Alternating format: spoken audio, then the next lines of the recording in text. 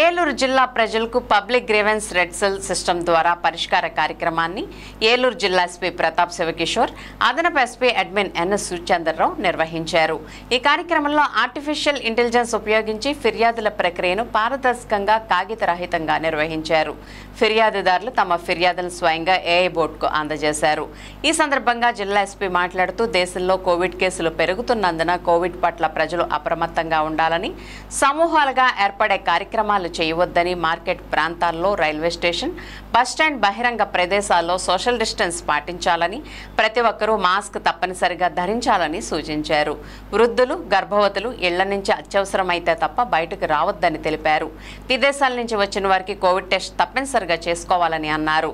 ఈ ఫిర్యాదుల్లో భూ వివాదాలు, కుటుంబ తగాదాలు, మోసపూరిత లావాదేవీలు, పోలీస్ విచారణకు సంబంధించిన సమస్యలు మొదలైనవి వచ్చాయి.